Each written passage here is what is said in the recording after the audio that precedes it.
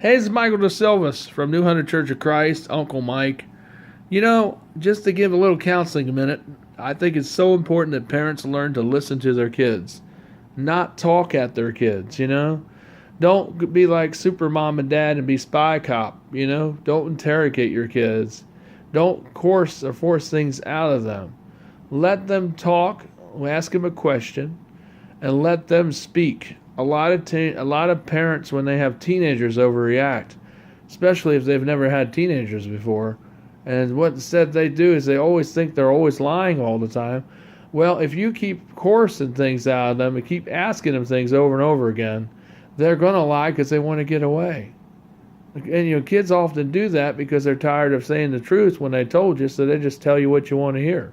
So the thing when I'm trying to speak to you is stop doing that as a warning, parents. If you have teenagers, take time to listen to them. Yes, sometimes they do things wrong. We all have done. I mean, I was a teenager once, and I know I've done things wrong.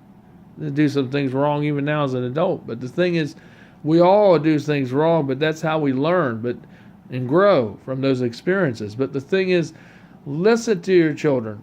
Don't be so quick to carry out judgment or punishment, because sometimes they might have been right in what they did, but the method of which they did it was wrong. So listen to them. Let them explain why they did it. Don't be trying to interrogate them like spy cop. Listen to what they have to say. All right, because they're not criminals, they're your kids. And if they get scared, they're going to lie to you because you're not listening to them. You're talking to them. You're argumentative. You're yelling at them. No kid wants to open up to somebody that's doing that. And then no adult will open up and tell the truth. When cops do the same thing, that's why they will get a false confession from somebody. And an innocent person sometimes goes to jail because they're too scared to tell the truth because cops ain't listening to them because that's what they want them to do, is say what they're trying to coerce out of them. So don't take that approach, parents, because what they're going to do over time is just go to their friends for the questions of peer pressure, sex when it comes up, and, friends, girlfriend and boyfriends. Instead of coming to you and talking to you about those things, they're going to go to other people that are the wrong people, and they're going to give them the wrong advice because they don't even know, because they haven't been around, because they're kids themselves.